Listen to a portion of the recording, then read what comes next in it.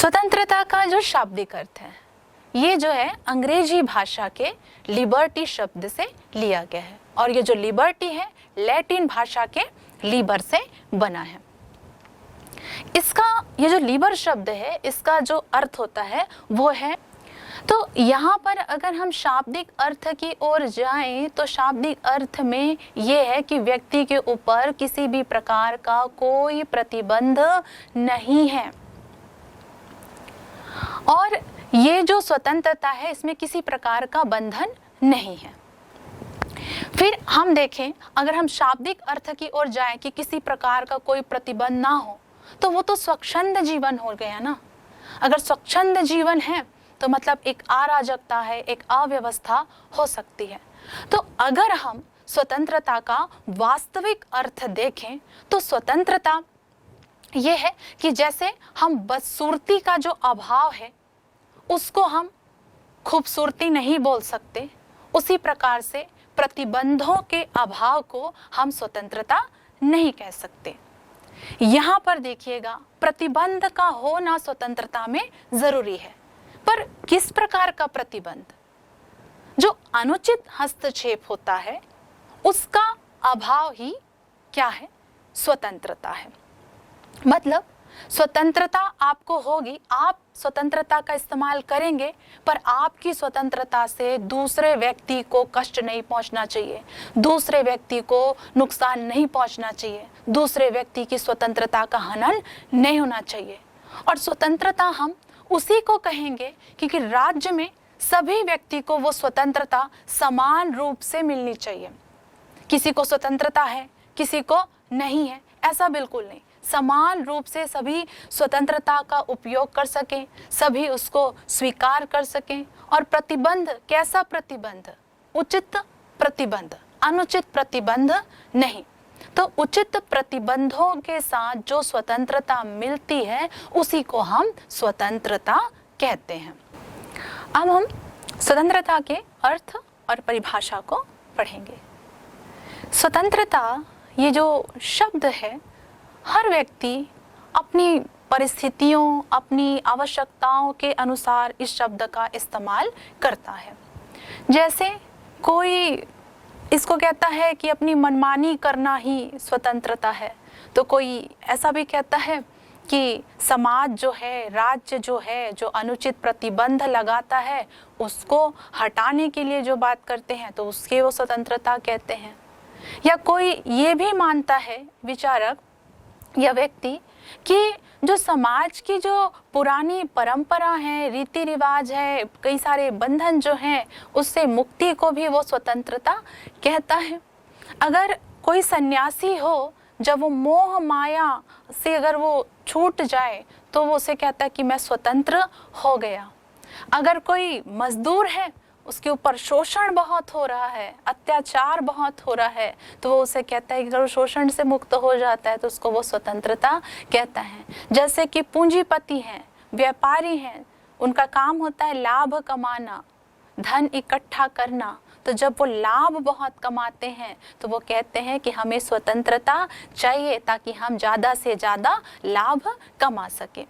तो स्वतंत्रता शब्द जो है, इसका जो इस्तेमाल है, हर व्यक्ति अपने समय और परिस्थितियों के अनुसार अपने अपने लिए इस शब्द का प्रयोग वो करते हैं। तो यहाँ पर हम देखेंगे कि राजनीति शास्त्र में स्वतंत्रता जो है, हर प्रकार का जो कार्य करने का ऐसा अधिकार है जिससे किसी दूसरों को हानि ना पहुंच सके।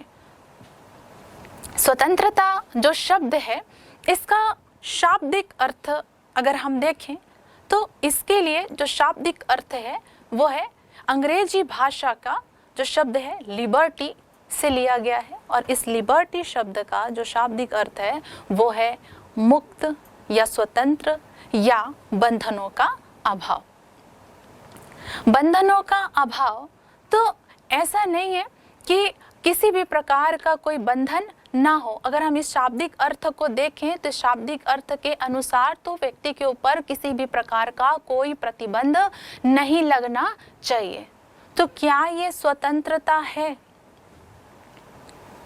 इसी को हम नकारात्मक स्वतंत्रता भी कहते हैं। अब इसको देखिए कि ये जो स्वतंत्रता का जो शाब्दिक अर्थ है उसमें हॉब्स क्या परिभाषा देते हैं। स्वतंत्रता का अर्थ बंधनों का अभाव है। ऐसे थॉमस जो हॉब्स हैं, जो बहुत बड़े विद्वान हैं इंग्लैंड के, वो कहते हैं, वो स्वतंत्रता पर जोर देते हैं, व्यक्ति की स्वतंत्रता पर। कैसे? उन्होंने एक विचार रखा कि व्यक्ति को जीवन का अधिकार है, आत्मरक्षा का अधिकार है। अगर व्यक्ति के जीवन पर यदि कोई खतरा आता है तो वो व्यक्ति उसे बचाने के लिए हर एक प्रतिबंधों को तोड़ सकता है, वो उससे आज़ाद हो सकता है। जैसे हॉब्स ने कहा था, ये अगर राज्य व्यक्ति को अगर कोई दवाई लेने से मना करता है, कोई मेडिसिन लेने से मना करता है, हम दवाई क्यों खाते हैं? ताकि जब हम बीमार होते हैं, हम स्वस्थ होने के लिए, अपने जीवन को बचाने के लिए मेडिसिन खाते हैं। तो अगर राज्य आपको बोले कि आप मेडिसिन नहीं खा सकते हो, तो आप राज्य का विरोध कर सकते हो। हॉब्स ने तो ये भी कहा है व्यक्ति के जीवन के लिए, अगर किसी व्यक्ति को कैद किया जाता है, जेल में डाल दिया जाता है और उस व्यक्ति को लगता है कि मुझे मृत्यु दंड दी जाएगी, तो वो व्यक्ति उस जेल से भाग सकता है। क्यों भाग सकता है? क्योंकि यहाँ पर उसके जीवन का सवाल है। तो हॉब्स के विचारों से हमें ये समझ में आ रहा है कि हॉब्स ये कहते हैं कि व्यक्ति के लिए उसकी स्वतंत्रता, खास तौर पे उसके जीवन की स्वतंत्रता तो उसकी होनी ही चाहिए। हॉब्स की परिभाषा देखते हैं हम। हॉब्स क्या कहते हैं? स्वतंत्रता का अर्थ बंधनों के अभाव से है। हॉब्स कह रहे हैं कि व्यक्ति के ऊपर कोई प्रतिबंध नहीं लगने चाहिए। हॉब्स के विचारों को अगर हम देखें तो हॉब्स ने ये कहा कि व्यक्ति को जीवन का अधिकार होना चाहिए। उन्होंने कहा कि व्यक्ति को आत्मरक्षा का अधिकार होना चाहिए। अपने विचारों में उन्होंने कहा कि अगर राज्य व्यक्ति को अगर दवाई लेने से मना करता है, हम दवाई क्यों खाते हैं, क्यों लेते हैं हम दवाई? क्यों? क्योंकि जब हम बीमार होते हैं, हमें स्वस्थ होना होता है, हमें अपनी जिंदगी को जीना होता है, इसलिए हम जो दवाई है उसका हम सेवन करते हैं। तो हॉब्स क्या बोलते हैं कि अगर राज्य आपको ये दवाई का सेवन करने से अगर मना करता है तो आप राज्य का विरोध कर सकते हैं। यहाँ पर हॉब्स ये भी कहते हैं कि अगर किसी व्यक्ति को जेल में डाल दिया गया है और उसके ऊपर मृत्यु दंड की सजा होने वाली है और उस व्यक्ति को अगर पता चल जाए कि उसको मृत्यु दंड होने वाली है तो वो जेल से भी भाग सकता है। तो यहाँ पर हॉब्स किसकी बात कर रहे हैं? व्यक्ति की स्वतंत्रता की बात कर रहे हैं, उसके जीवन की वो बात कर रहे हैं कि व्यक्ति को जीने का, स्वतंत्र होने का ये अधिकार है। दूसरी परिभाषा, फिर अगर हम इसमें दूसरी परिभाषा अगर हम देखें तो वो है रूसो की परिभाषा है। रूसो ने कहा कि व्यक्ति जन्म से स्वतंत्र पैदा हुआ है, लेकिन वो हमेशा जंजीरों से जकड़ा हुआ होता है। ये जंजीरें हमें क्या बताती हैं? व्यक्ति पर शोषण को बताता है, व्यक्ति पर अत्याचार को बताता है। ये जंजीर हमें क्या बताती है? ये जो जंजीर है ये हमें शोषण को बताती है, हमें अत्याचार को बताती है कि व्यक्ति के ऊपर कई सारे प्रतिबंध है, कई सारे शोषण और कई सारे अत्याचार होते हैं।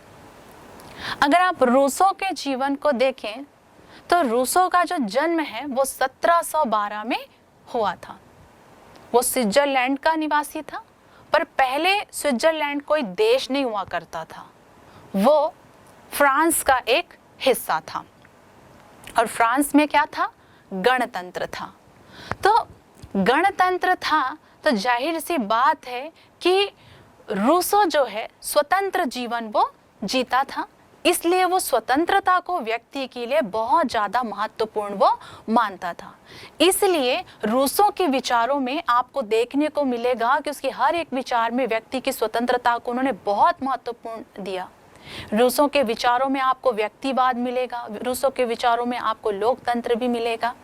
तो क्यों रूसो स्वतंत्रता के लिए बोल रहे हैं? क्योंकि वो उस जीवन को देखे, उस परिस्थिति को देखे हैं जहां वो स्वतंत्र जीवन जी रहे थे, इसलिए वो स्वतंत्रता की पैरवी करते हैं। यहाँ पर हम परिभाषा देखेंगे, कुछ विद्वानों की परिभाषा हम देखते हैं। तो यहाँ पर परिभाषा है प्रोफेसर लास्की की। तो प्रोफेसर लास्की कौन थे?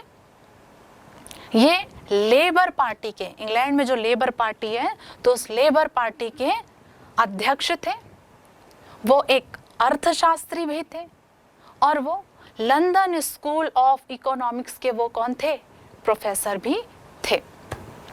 तो यहाँ पर उन्होंने परिभाषा दी है कि स्वतंत्रता का अर्थ उस वातावरण की स्थापना है जिसमें मनुष्य को अपने पूर्ण विकास के लिए अवसर प्राप्त होती है। पूर्ण विकास के लिए अवसर प्राप्त करने की बात कही है प्रोफेसर लास्की ने। तो वो ऐसी बातें क्यों कर रहे हैं? पहले तो ये कि वो लेबर पार्टी के कौन है? वो अध्यक्ष हैं। तो जाहिर सी बात है कि वो मजदूरों के विषय में, उनके शोषण के विषय में वो बात जरूर करेंगे। तो इंग्लैंड में क्या हो रहा था कि जो मजदूर हुआ करते थे उन्हें 16-16 घंटे काम कराया जाता था। 16 घंटे वो काम करते थे। व्यक्ति की इच्छा कि वो 9 घंटे भी काम कर सकता है, 16 घंटे काम कर रहा है और कोई सुविधाएं नहीं होती थी। तो वो ये देखते हैं कि शोषण बहुत ज़्यादा बढ़ गया है। यहाँ पर वो फ्रीडम की बात करते हैं कि व्यक्ति को डिसाइड करने दो। यहाँ पर देखना कि फ्रीडम जो है एक नया शब्द है, इसके लिए भी हम स्वतंत्रता ही इस्तेमाल कर सकते हैं। पर फ्रीडम में क्या होता है कि व्यक्ति डिसाइड करता है कि उसे क्या करना चाहिए और क्या नहीं करना चाहिए। तो इंग्लैंड में क्या हो रहा था कि जो श्रमिक थे उनको 16-16 घंटे काम कराना, उनका शोषण करना, उन्हें कोई सुविधाएं नहीं देना। इसीलिए लास्की कहते हैं कि व्यक्ति को विकास के लिए अवसर प्राप्त होने चाहिए, उसे खुद डिसाइड करना पड़ेगा, तो उसके लिए उसे स्वतंत्रता मिलनी चाहिए। स्वतंत्रता की परिभाषा है, अलग अलग विद्वानों ने अलग अलग परिभाषाएं दी हैं। कुछ प्रमुख परिभाषाएं हैं जिसकी चर्चा हम अभी करेंगे। प्रोफेसर सीले के अनुसार स्वतंत्रता अति शासन का विलोम है।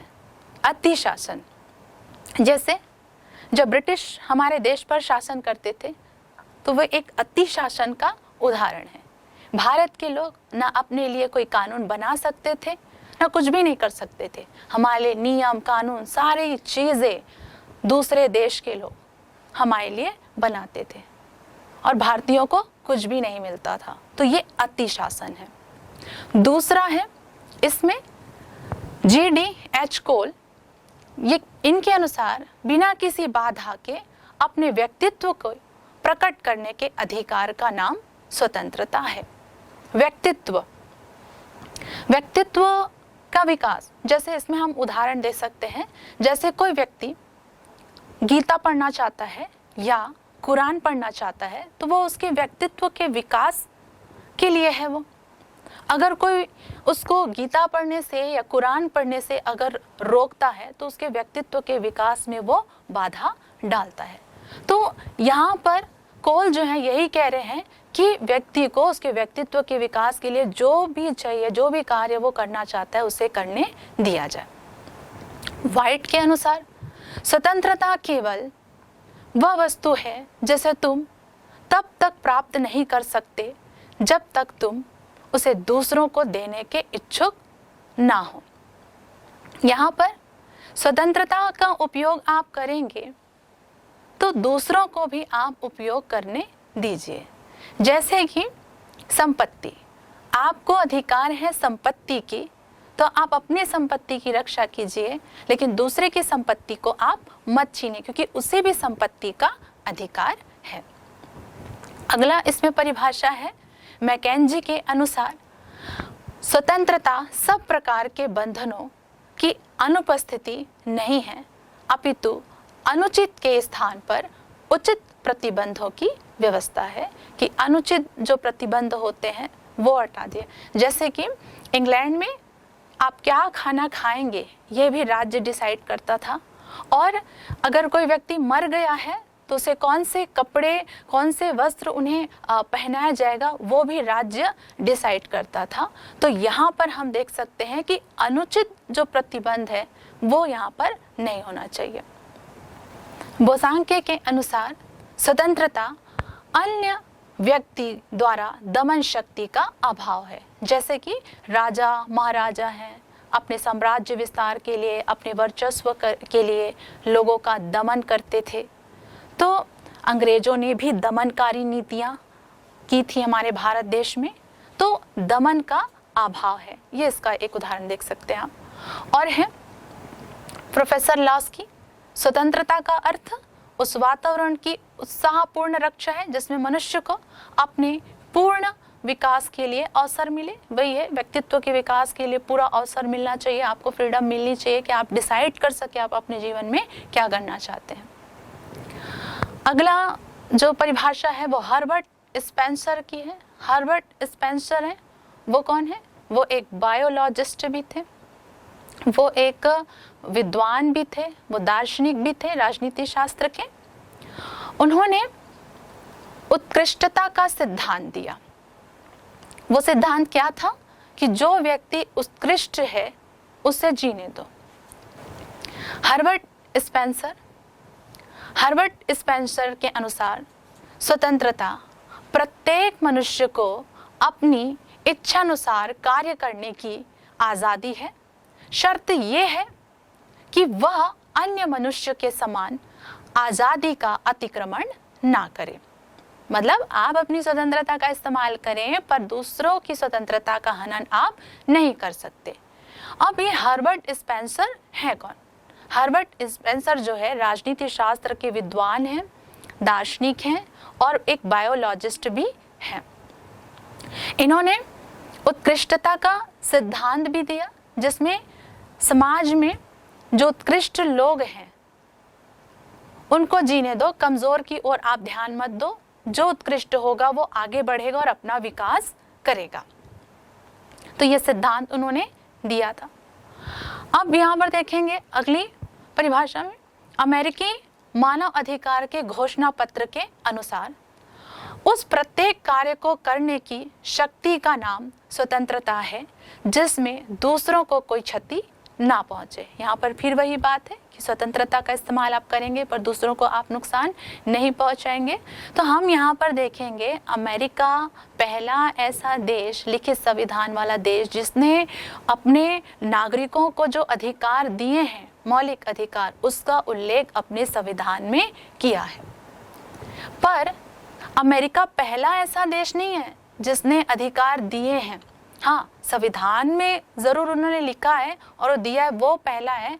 बट ये अधिकार जो है वो ब्रिटेन से आता है। ब्रिटेन में जो मैग्ना कार्टा जो था, नागरिकों को उसमें अधिकार मिले थे, उसी से ही अगर हम देखें तो अमेरिका ने उससे ही एक प्रकार से प्रेरणा ली। एक तो शोषण बहुत हुआ था वो, और दूसरा ये कि मैग्ना कार्टा एक लिखित रूप से भी आप अधिकार दे सकते हैं, इसलिए उन्होंने अपने संविधान में नागरिकों को अधिकार दिया। तो यहाँ पर भी नागरिकों को अधिकार मिल रहा है, स्वतंत्रता मिल रही है। अब महात्मा गांधी जी के अनुसार स्वतंत्रता का अर्थ नियंत्रण का अभाव नहीं है, वरन व्यक्ति के विकास की अवस्था की प्राप्ति है। तो महात्मा गांधी जी को आप सभी जानते हैं, हमारे देश के राष्ट्रपिता हैं। तो महात्मा गांधी जी ने अपने देश में भी शोषण देखा है और अफ्रीका जब वो गए थे वहाँ भी उन्होंने शोषण को देखा। तो महात्मा गांधी जी का कहना ये था कि जो दूसरे देश वाले हम पर जो शासन कर रहे हैं, हमें गुलाम बना रहे हैं, हमारे देश का पैसा ले जा रहे हैं, शोषण वहाँ कर रहे हैं, तो सिर्फ कोई एक व्यक्ति शासन कर रहा है या दूसरे देश वाले शासन कर रहे हैं उससे आज़ाद हो गए हैं तो वो स्वतंत्रता नहीं है। उसकी जगह कोई दूसरा आएगा, वो भी अत्याचार कर सकता है, वो भी शोषण कर सकता है। तो महात्मा गांधी जी कह रहे हैं कि एक ऐसा व्यवस्था हो जिसमें कोई भी व्यक्ति या किसी भी प्रकार की सरकार हो, व्यक्ति को स्वतंत्रता मिलनी चाहिए, उसका किसी भी प्रकार से शोषण नहीं होना चाहिए। तो इतनी सारी परिभाषाएं हमने विद्वानों की देखी, इतने सारे विद्वानों की परिभाषा हमने पढ़ी। तो इन विद्वानों ने जो परिभाषाएं दी हैं वो अपने अपने देश, काल, समय, परिस्थितियों के अनुसार उन्होंने उसे स्वतंत्रता को परिभाषित किया है। आइए हम इस परिभाषाओं का कुछ निष्कर्ष देखते हैं। निष्कर्ष ये है कि जो स्वतंत्रता है वो सीमित है, असीमित नहीं है, क्योंकि स्वतंत्रता पर प्रतिबंध होते हैं। स्वतंत्रता जो है व्यक्ति के व्यक्तित्व के विकास के लिए एक अच्छा जो वातावरण है वो प्रदान करता है। स्वतंत्रता जो है राज्य या समाज में ही प्राप्त हो सकता है, समाज के बाहर या राज्य के बाहर कोई स्वतंत्रता आपको दे ही नहीं सकता है। स्वतंत्रता जो है सभी एक देश में रहने वाले जो नागरिक हैं सभी को समान रूप से प्राप्त होती है।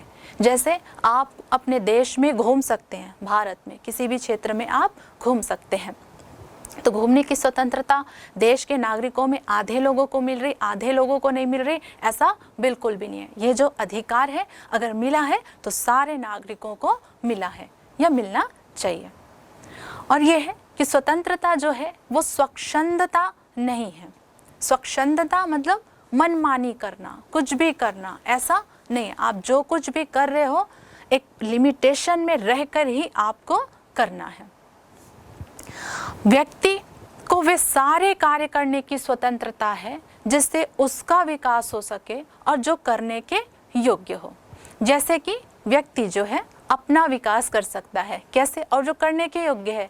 व्यक्ति को जीवित रहने का अधिकार है, स्वतंत्रता है, लेकिन वो सुसाइड नहीं कर सकता।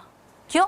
क्योंकि ये कार्य करने के योग्य नहीं है। क्योंकि एक व्यक्ति जो है अपने साथ साथ वो समाज का भी हिस्सा है और समाज की उन्नति भी उस व्यक्ति पर निर्भर करती है। इसलिए जो करने योग्य कार्य है वही करेंगे आप।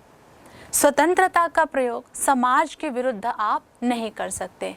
आपको स्वतंत्रता का अधिकार है तो आप समाज विरुद्ध ऐसा कोई भी कार्य आप नहीं करेंगे। तो इन निष्कर्षों से हमें पता चलता है कि स्वतंत्रता में नियंत्रण भी है और मर्यादित वातावरण में आप अपनी स्वतंत्रता का प्रयोग करेंगे। आइए हम देखते हैं इन परिभाषाओं के आधार पर हमें स्वतंत्रता के दो पक्ष देखने को मिलते हैं। पहला है नकारात्मक स्वतंत्रता। यह है कि व्यक्ति के कार्यों पर किसी भी प्रकार का कोई प्रतिबंध ना हो, प्रतिबंधों का जो अभाव है उसको स्वतंत्रता कहते हैं, नकारात्मक स्वतंत्रता। यहाँ पर सीले ये कहते हैं कि प्रतिबंधों की अनुपस्थिति ही स्वतंत्रता है।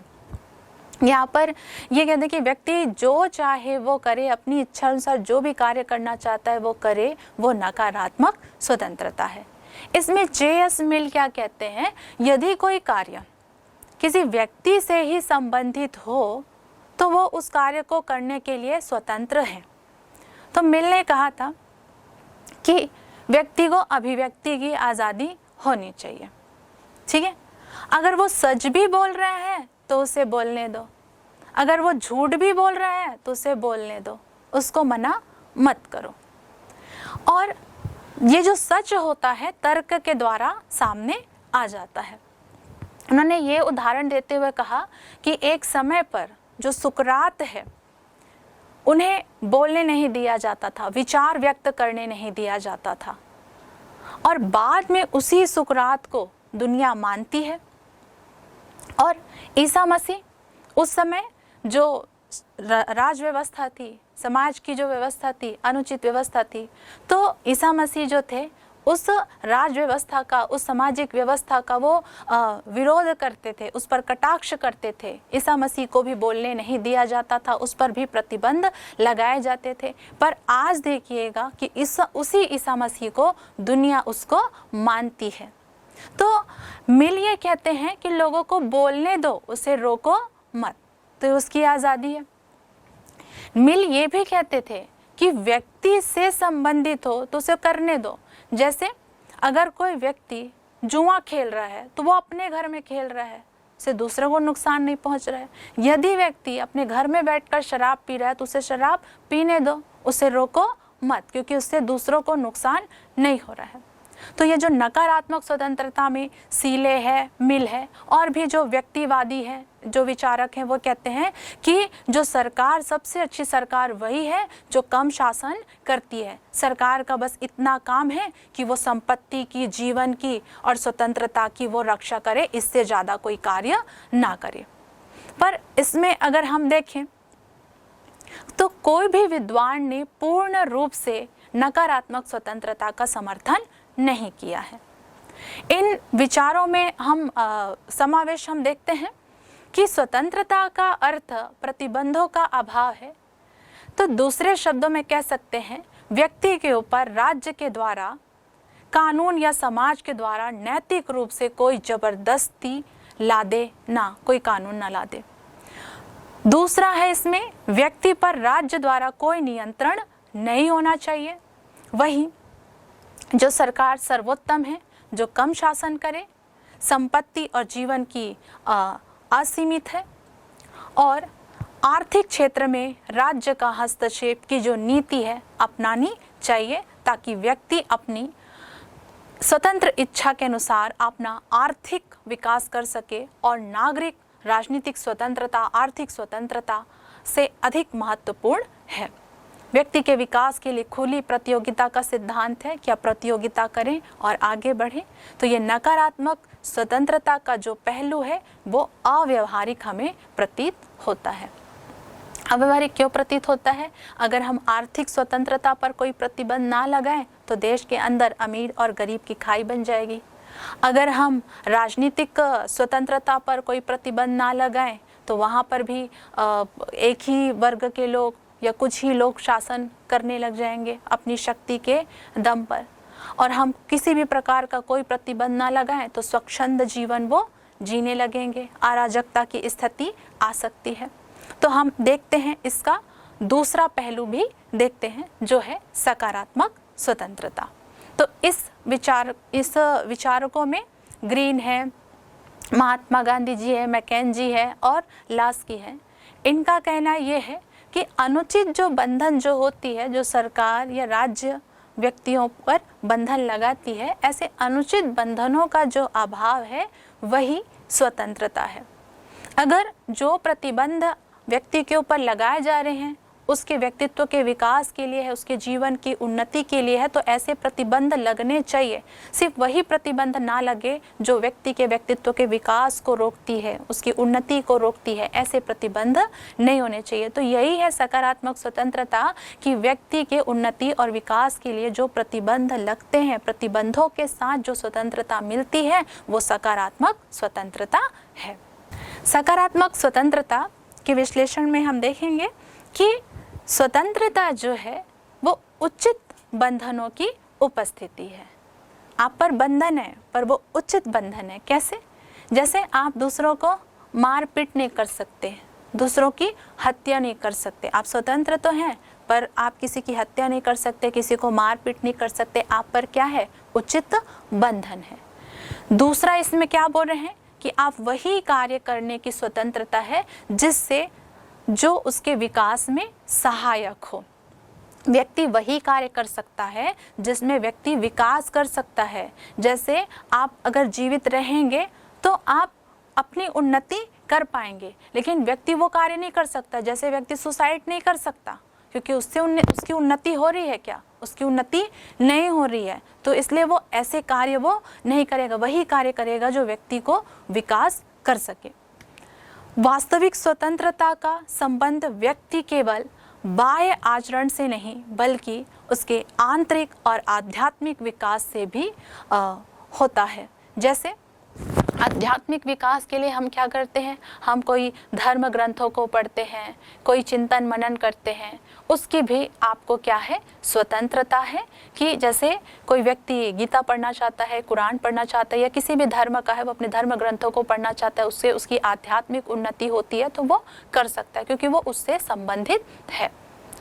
राज्य के द्वारा बनाए गए जो कानूनों का पालन करने से स्वतंत्रता कम नहीं होती बल्कि सुरक्षित होती है। जैसे राज्य आप पर प्रतिबंध लगाता है, आपको स्वतंत्रता देता है। जैसे कि भारत में व्यक्ति को घूमने की आज़ादी है, पर भारत का व्यक्ति हर क्षेत्र में नहीं घूम सकता। कई ऐसे जनजातीय क्षेत्र हैं जिस पर प्रतिबंध लगाए गए हैं कि वहाँ पर बिना परमिशन लिए आप नहीं जा सकते हो। तो ये एक उचित कानून है और हमें स्वतंत्रता है, पर यहाँ पर एक बंधन भी है और वो बंधन इसलिए लगाया गया है कि उससे हमारी ही भलाई हो सके। तो राज्य के द्वारा बनाए गए कानूनों का पालन करने से स्वतंत्रता कम नहीं होती बल्कि सुरक्षित होती है। कैसे? इसका एक उदाहरण देखते हैं। जैसे भारत में हमें स्वतंत्रता मिली है कि हम भारत के क्षेत्र में हम घूम फिर सकते हैं स्वतंत्र, ठीक है, पर हम ऐसे कई क्षेत्र हैं जहाँ पर हम नहीं जा सकते। वहाँ जाने के लिए हमें सरकार से परमिशन लेने की आवश्यकता होती है। जैसे कि भारत में अंडमान निकोबार है, वहाँ पर जो जनजातीय क्षेत्र है वहाँ आप नहीं जा सकते, वहाँ पर प्रतिबंध है, लेकिन आप तभी जा सकते हो जब आपको सरकार परमिशन दे। तो वहाँ आबाद रूप से आप वहाँ पर उस जनजातीय एरिया में आप नहीं जा सकते। क्यों? अगर आप वहाँ गए आप तो वहाँ आपकी सुरक्षा को खतरा हो सकता है, इसलिए आपकी सुरक्षा को ध्यान में रखते हुए ऐसे कानून राज्य बनाती है। अगला है, राज्य की सत्ता और व्यक्ति की स्वतंत्रता में कोई विरोध नहीं है, क्योंकि राज्य बना ही क्यों है? पहले तो नकारात्मक स्वतंत्रता होती थी, नकारात्मक स्वतंत्रता को हटाने के लिए तो सकारात्मक स्वतंत्रता आई है। अराजकता की स्थिति है उसको खत्म करने के लिए राज्य आया है, तो राज्य हमें सकारात्मक स्वतंत्रता देने के लिए अस्तित्व में आया है। इसलिए व्यक्ति और जो राज्य है इसमें विरोध नहीं है। अगला, सभी व्यक्तियों के लिए नैतिक, मानसिक, शारीरिक उन्नति के लिए अवसर और सुविधाएं प्राप्त होती हैं। जैसे हमें व्यापार करने की स्वतंत्रता, हमें समानता की स्वतंत्रता, हमें अभिव्यक्ति की स्वतंत्रता, हमें अपने धर्म को पालन करने की स्वतंत्रता, जो हमें मानसिक, शारीरिक और नैतिक रूप से हमें कई सारे अवसर और सुविधाएं प्रदान करती है, जिससे हम उन्नति कर सकें और आगे बढ़ सकें। आइए हम देखते हैं कि सकारात्मक और नकारात्मक स्वतंत्रता में क्या अंतर है। जो नकारात्मक स्वतंत्रता होती है उसमें राज्य के द्वारा कोई नियंत्रण नहीं लगाया जाता, जबकि सकारात्मक स्वतंत्रता में राज्य के द्वारा व्यक्ति के सर्वांगीण विकास के लिए उचित प्रतिबंध लगाया जाता है। नकारात्मक स्वतंत्रता का अर्थ ये है कि प्रतिबंधों का अभाव है, जबकि सकारात्मक जो स्वतंत्रता है उसमें प्रतिबंध होते हैं। नकारात्मक स्वतंत्रता में व्यक्ति की स्वतंत्रता कम होती है कानून के द्वारा, जबकि सकारात्मक स्वतंत्रता में व्यक्ति की स्वतंत्रता कानून के द्वारा कम नहीं होती बल्कि सुरक्षित होती है। यहाँ पर नकारात्मक स्वतंत्रता में वही सरकार सर्वोत्तम है जो कम शासन करती है, पर सकारात्मक स्वतंत्रता में वही सरकार उत्तम है जो नागरिकों के कल्याण के लिए कानून बनाकर उनके जीवन में, उनकी स्वतंत्रता में हस्तक्षेप करती है। तो ये रहा सकारात्मक और नकारात्मक स्वतंत्रता में अंतर।